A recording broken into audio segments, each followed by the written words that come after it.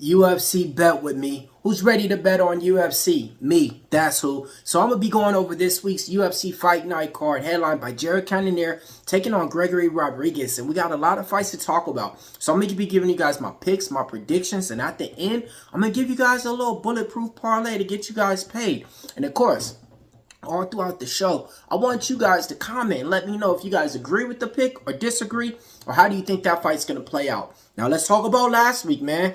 All right, man. And still, Dricus Du Plessis the champion. I mean, y'all seen Sean Strickland's face? Made him look like a bloody tomato out there. Talk about the premiums and the picks. All right, not the best night. We went 2-1. Let's talk about the loss first. We lost with Tatiana Suarez. It don't matter if you guys got her out plus 110 or minus 120 or anything. A loss is a loss. Looking at it, an undefeated fighter like that who's never been put in that position, and we never seen her look like that. It was like the Super Bowl. It was like seeing Patrick Mahomes for the first time, to where you never seen him play that bad. You know, same thing with Tatiana Suarez. Okay, so we lost with that one. We did hit the over 1.5 in the Topuria fight. We did hit the under in the Salikov and Jubilee fight, and we did hit the over as well in the Nathan Prado and Matthews fight. So actually, man, we went 3-1 to clarify the record, you know. But the loss hurt though, man, because that Tatiana Suarez pick, man, that was something that I had a lot of money on. All right, and the predictions, we didn't do that great. I mean, man, we went 5-6. But that was last week. Now let's get it started on this week to put some money in your pocket and profit. First fight of the night, Jacqueline Cavalante. She's going to be taking on Julia Avila in this spot. 8-1 Jacqueline in this one. But she opened up as a minus 350 favorite. She's all the way bet up to a minus 5-1 favorite. The reason why, she's been putting on great performances in the UFC. 3-0. In all of her fights, she usually wins by decision. Julia Avila, she's coming off of a last loss to Misha Tate, and she didn't look good in there. Before that, she took time off. So in this one, I gotta be honest with you guys, I like Jacqueline Cavalante to get the job done in this one. Alright, next fight taking place. We got Walter Walker, 12-1, trying to be 13-1, taking on Dontel Mays, who's 11-7. Let's talk about the odds. You got Walter Walker like a minus 220 favorite, okay? He's gonna be the Brazilian fighter out there. This is the thing, he's 1-1 in the UFC. Dontel Mays, though, he's a fighter that you just can't really trust, man. He goes out there and it just seems like he doesn't want to fight sometimes later on as the fight goes, or even earlier on, you know. Sometimes you'll be screaming at the screen like, hey, man, just throw a punch, do something out there. Let's talk about Walter Walker and why I think he has advantages in this fight. Well, for one, I think just based off of the technicality of Dontel Mays not being able to get up off of his back after he's getting taken down. And Walter Walker is a grappler that likes to take people down. I think he's going to have an advantage in there. If it stays on the feet, Dontel Mays is going to strike him up. So if he's not able to get those takedowns, or if he's not smart enough to shoot for those takedowns, Dontel Mays does have a chance to win a round or two. But in here, I got to go with the favorite, man. I seen Dontel Mays drop the ball too many times, man. Next fight taking place, we got Elijah Smith, 7-1, taking on Vince Morales. Elijah Smith is going to be making his UFC debut. He's coming from the Dana White Contender Series, okay? He was able to get the contract in the fight to where he went to hold decisions, and, you know, he was able to get that wrestling going because that's where he comes from. That's where his pedigree's from. Let's talk about the odds. He opened up as a big favorite, minus 220. Taking on Vince Morales, who, you know, he's taking his second stint back in the UFC. Vince Morales is a fighter to where I think he's getting looked at and, you know, disrespected by the books. A lot of the odds makers did too. So now Elijah Smith's all the way down to a minus 160 favorite. The odds in the market is switching, okay? You guys sometimes got to follow it. So in this one, the reason why is because Vince Morales is a UFC veteran who already fought people that's way better than Elijah Smith, okay? Elijah Smith, if he's not able to get all of the takedowns and control them all throughout these rounds, man, and maybe just win by, you know, a knockout or anything. If this goes to the decision, Vince Morales has shown people as an underdog, don't bet against him. In this one, I do like Elijah Smith. I think he gets it done. I'm glad that the price tag came down because at that minus 220 earlier on in the week, I was not doing anything with it. So minus 160, I think we can even get it lower, folks. But I will tell you this, though. This is going to be a good fight, and I think it's a tough fight for Elijah Smith, you know, based off of the fight resume of Vince Morales in here. But I still like the favorite, and I think he wins. And I'm either going to say he's going to win like earlier on with the knockout, or else, you know, Late round, nah, he'll get the decision, man. I don't think he's gonna be able to finish Smith Morales, man. That's a tough veteran in there, but who knows, man? It's a fight. Next fight taking place, man. We got Gabriel Bonfim taking on Chaos Williams. It's gonna be a good fight. This could be potential fight of the night. Gabriel Bonfim's a big favorite in there, -2-1 on the books. Chaos Williams, you could get some big plus money with him. All right, let's talk about Gabriel Bonfim. He's the Bonfim brothers. He's one of these guys that everybody bets as a big favorite, and sometimes he drops the ball, so you got to look at spots where you bet him up against. Chaos Williams is a guy who's coming off of a good, impressive win against Carlton Harris in his last time out, okay? When this fight first got announced, I'm thinking Chaos Williams is a live dog. I still do think he's a live dog, man. But the only thing is, if we're going to be looking at this fight, and if this goes later on in the rounds, Gabriel Bonfim gassed out time before, so if he's not able to finish Chaos Williams within round 1 or round 2, you know, Chaos Williams might be able to just, you know, do what he needs to and just, you know, finish Gabriel Bonfim. It's a 50-50 fight in here. I think the dog is live. And give me Chaos Williams, man. Surprise, surprise. All right, man. Next fight taking place. We got Rafael Esteem taking on Jesus Aguilera. So in this one, big favorite on Rafael Esteem, you know, but this is the thing. We haven't seen him in the cage for a long time. Jesus Aguilera, we've been seeing him in the cage, and he's a guy that always likes to pull for that guillotine. He has a lot of wins, and a lot of those wins are by submission. Big favorite on Rafael Esteem.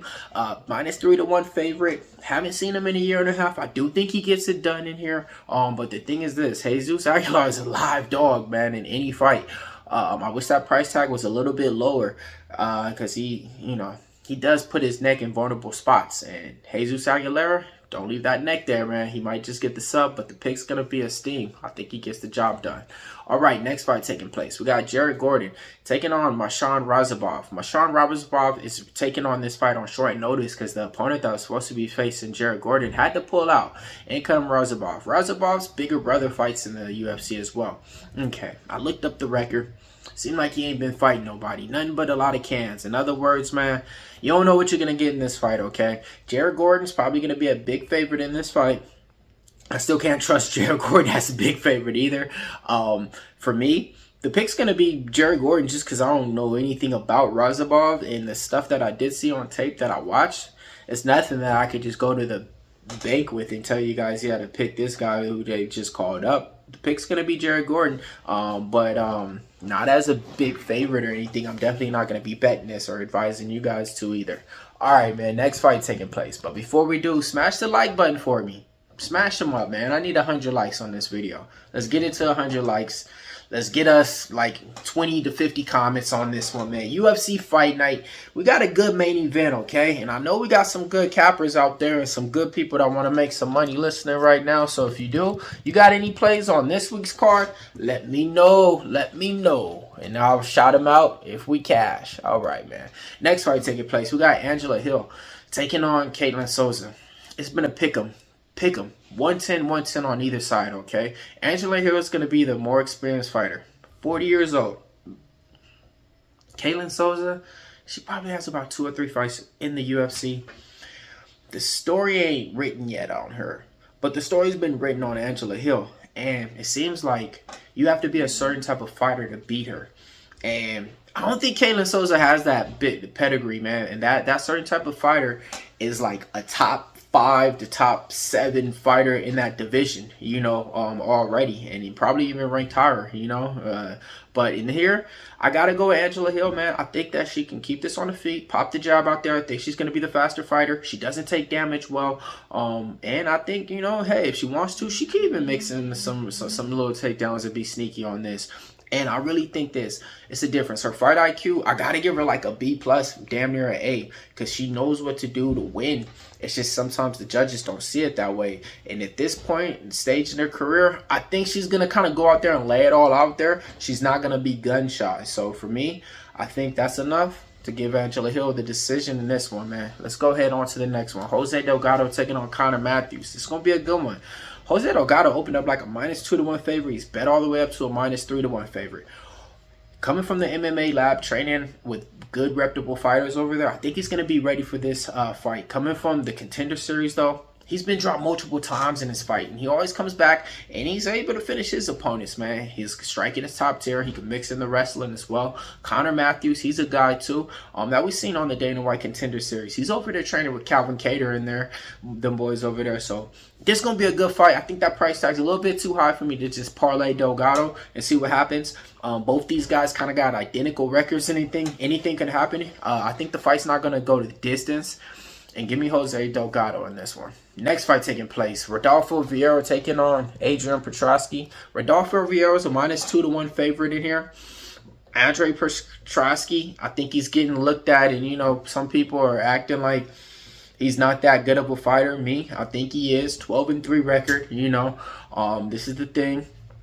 We all know he's one of those fighters that sometimes slows down and gasses out. But look at who he's fighting right now. Somebody on the other side who does the same thing. Rodolfo Vieira, he usually slows down dramatically as those rounds go, right? So in this one, it's kind of like wrestler versus wrestler, grappler versus grappler. But you got the submission specialist, Rodolfo Vieira. It is hard to go against him, folks. It just is, man. I think Andre Petroski's live, though. And I think this price tag is off. If this was going to be a favorite line fight, give me Rodolfo Vieira -140. But Andre Petroski give me Rodolfo Vieira, though. Because this is, yeah, that's the, man. I don't know, man. I think Andre Petroski's live, man, but he's just probably gonna put his head in harm's way at some point in time with those takedowns. And with that being said, Rodolfo Vieira, you don't want to leave that neck there, man. He probably gets it done, man. All right, man. Next fight taking place. We got Ismail Bonfim taking on Nazim Sadikov. This is one of the best fights on the card, if you ask me. Potential fight of the night is right here. Been going back and forth on this fight, okay? Nazim Sadikov's an underdog in here. Ismail Bonfim, he's a good fighter that we've been betting on and making money on, right? And here, earlier on, the wrestling are kind of going to cancel out each other. But the striking are kind of right there, hand to hand. Ismail Bonfim probably has more power. The difference in this is probably going to be the size a little bit for me, you know. And with that being said, man, I was thinking all week I was going with Nazim Sadikov, but I was just looking back at his last fight against Burashov and other things, and I think the finish ability is going to come more from Ismail Bonfim in this fight compared to Nazim Sadikov. Sometimes he could just stay out there and, you know, let the fight come to him instead of him bringing the fight to the fighter. And Ismail Bonfim is not going to do that. He's going to bring the fight to you. So with that being said, man, give me Bonfim to get the win. Man, yeah, I changed my mind because this whole week I was on Nazim Sadikov, but the last 2 days doing deeper tape study and stuff, I seen some stuff, and I think Bonfim gets the job done in here. And I don't think this one's going the distance as well. Next fight taking place, Edmen Shahbazyan, big favorite in this one, man. And he's taking on Dylan Butker.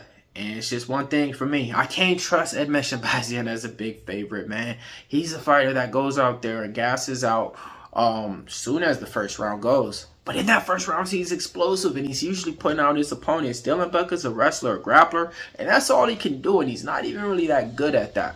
With that being said, I do think Edmen Shahbazyan, this is a tailor-made fight for, because everybody else that he's fought is on a whole different pedigree when we're talking about skill and level compared to this guy. This is it, Edmen. If you lose in this fight, you're done. Like, the UFC will cut you like in the next day. But I don't think that's gonna happen in this one, okay? Give me Edmen Shahbazyan to get the job done, okay? He wins inside the distance. Next fight taking place, co-main event time. We got Calvin Kattar taking on Youssef Zalal. It's gonna be a good one. Youssef Zalal is a big favorite in there. Calvin Kattar, he's been taking some time off dealing with injuries. Calvin Kattar has some of the best boxing in the division. But we haven't seen it been putting on display in a long time, you know. Some of the, not the best, but, you know, his striking is top tier.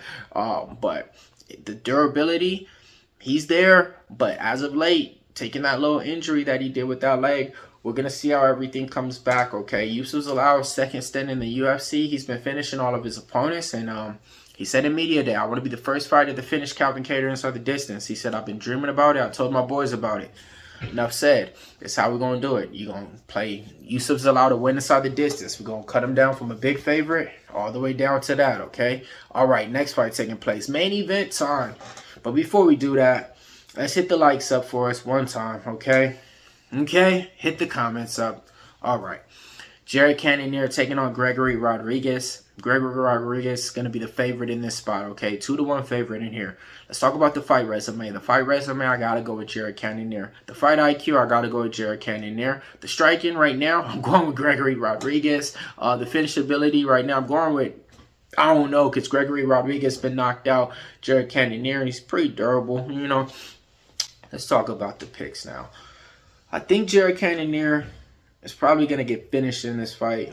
His last couple of fights, it just seems like he's not the same fighter as he was. And Gregory Rodrigues, you know, he only had a few bumps in this little UFC stint, okay? He's a fighter that can mix in the wrestling when he wants to, but he has power in his hands. So does Jared Cannonier, but Jared Cannonier don't have that one-punch power that's knocking anybody out, okay? And Gregory Rodrigues does, okay? So with that being said, I think Gregory Rodrigues gets the job done. All right, man, let's get you guys the parlay to get paid, man. Bulletproof, all right, man? This is what we're going to do. Give me Jacqueline Cavalante. All right, we'll take her to get it done. And then we will take, who else will we get it done with? We're going to take, man, this card is not that good. We'll take Yusuf Zalal. Bam. Meet me at the window and let's get paid. 2-team parlay. All right, man.